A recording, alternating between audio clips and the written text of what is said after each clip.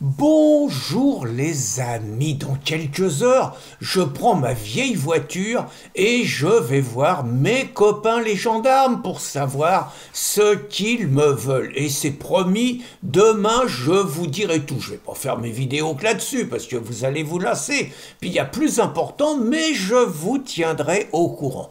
Il y a plus important, il y a quand même l'avenir de la France. Vous vous rendez compte? Les Français, ils dorment plus. Une semaine qu'on n'a plus de Premier ministre. Alors je sais qu'il y a une époque, on est resté 51 jours. Mais quand même, une semaine, pas de Premier ministre, pas de budget. Les Français, ils font des cauchemars. On va tous mourir, on va tous être ruinés. Et donc Choupinet, il a pris le dossier en main. Donc il a réuni à l'Élysée, autour de la table, tous les gens de l'arc républicain. Et donc les gens sérieux, quoi, les gens responsables, les gens qui pourraient devenir ministres, les gens qui sont quand même des personnes respectables, quoi. Alors surtout pas le RN. Alors eux, depuis qu'ils ont voté la motion des insoumis, ils sont interdits de séjour, infréquentables, c'est terminé. Et puis les filles, bah eux, il faut qu'ils jouent les méchants. Donc les socialos et les écolos y ont été, les cocos y ont été, mais les filles continuent à jouer les méchants. Il n'empêche que s'il faut sauver la boutique, on sait qu'on peut passer un coup de fil à Rachid Méluche, et que Rachid Méluche, il fera voter pour Macron, il fera voter pour les députés. On a vu ça dans les Ardennes. Rachid, il sait faire le cidoche, mais il sait faire le pas de côté. Donc là, on était entre gens sérieux. Et donc, Choupinet, il a fait des promesses. Choupinet, il a fait des promesses, il a dit qu'il allait faire une méthode de réunion. Donc, autrement dit, on va faire des réunions pour savoir comment on fait les réunions. Il a promis sur les textes sacrés qu'il n'y aurait plus de dissolution jusqu'en 2027. Alors, il ne sait pas s'il sera encore là en 2027, mais pour lui, ça fait pas de doute. Donc, il a promis pas de dissolution pour 2027 et il a dit qu'il interdirait à son Premier ministre, qui va nommer dans les 48 heures qu'il a dit. Alors, quand Barnier a giclé, il a dit que c'était dans quelques heures. Maintenant, c'est dans 48 heures. Et il a dit à son ministre qu'il n'aura pas le droit d'utiliser le 49.3. Alors après, les autres autour de la table, ils ont parlé, parce qu'il faut qu'ils disent quelque chose quand même. Donc la Tondelière, qui est quand même la femme qui monte en ce moment, la Tondelière qui avait pas sa veste vert pomme, là, non, elle l'avait pas. Donc la Tondelière, elle a dit qu'avec les LR, c'était pas possible, qu'ils avaient pas de valeur commune, c'est pas possible. Donc là, elle a fait une déclaration forte. Les socialos, ils ont dit en tapant le poing sur la table qu'il était hors de question que Bayrou y soit Premier ministre. Ça, c'était pas possible. Donc, les LR, eux, ils ont dit qu'ils avaient rien de commun avec les gens de gauche. Alors, on ne sait pas pourquoi ils sont autour d'une table ensemble. Mais malgré tout, les gens de gauche, ils ont promis que si Choupinet nommait un Premier ministre de gauche, ils le censureraient pas. C'est gentil, ça. Et qu'ils n'utiliseraient pas le 49.3 contre lui. Pas de motion de censure contre lui.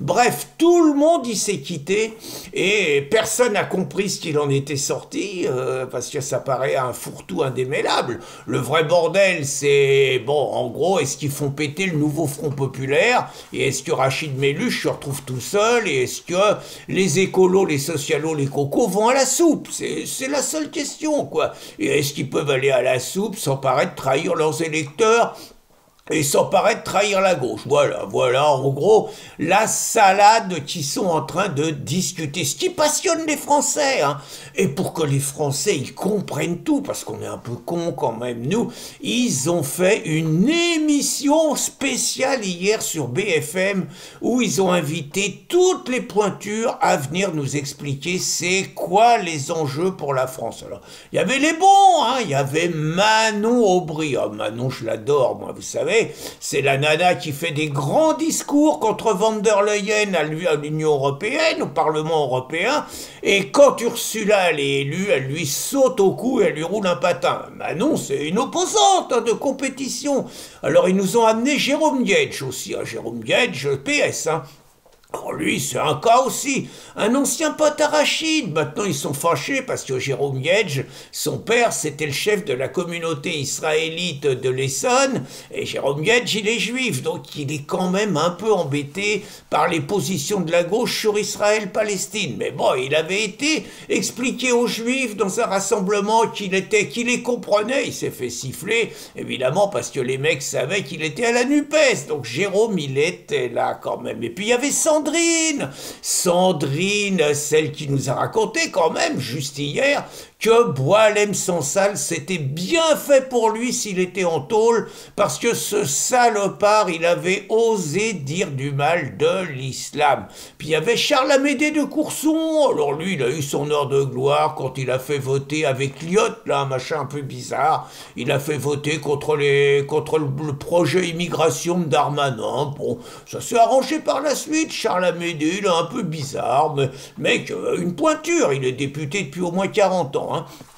Donc il y avait cela, puis il y avait évidemment les méchants du Rassemblement National, il y avait un ancien journaliste, je crois, Ballant, tout pas trop mal, puis il y avait un mec à Ciotti, alors un arabe, je veux dire, c'est le monde à l'envers, la gauche, il n'y a que des blancs, et c'est les racistes fascistes de droite qui amènent un arabe, c'est incroyable ça. Et puis il y avait Aurore Berger, j'ai oublié, il y avait Aurore, vous savez, celle qui pleure à l'Assemblée nationale quand on parle des violences faites aux femmes en disant qu'elle s'est fait cabosser la tête, elle a connu ça, puis elle est partie en sanglots, c'est émouvant, voilà.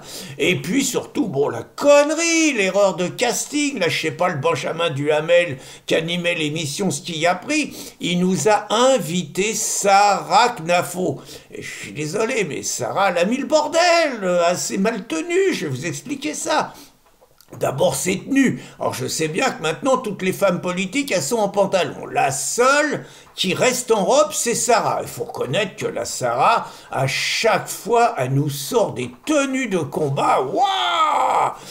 Le problème, c'est que là, j'ai regardé les images. Sarah, elle a croisé un peu haut, quoi. Très franchement, Eric, il faut qu'il la reprenne en main, quoi, parce que elle aurait eu un porte-jartel, on voyait le porte-jartel. Et il y avait Jérôme Yedge qui était juste en face. Le mec, il n'arrivait plus à se concentrer. Il n'arrivait plus à sortir deux mots. Bon, donc, la Sarah, faut quand même qu'elle croise un peu moins haut, quoi. Sinon, il va y avoir un infarctus un jour. Et puis, bon, surtout, Sarah, elle a déconné à 2 reprises.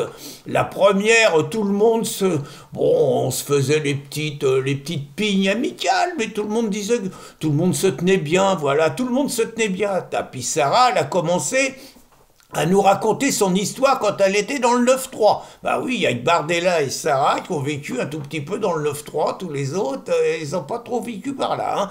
Donc elle racontait comment elle se faisait voler son numéro, ses téléphones portables 15 fois, comment elle n'osait pas sortir, les agressions verbales, les changements de tenue pour essayer quand même d'avoir la paix. Bref, elle a raconté tout le climat de terreur qu'on connaisse des millions de personnes qui ont vécu par là. Bon, on aurait pu penser qu'il y aurait une réponse politique à la hauteur et tout, pas du tout.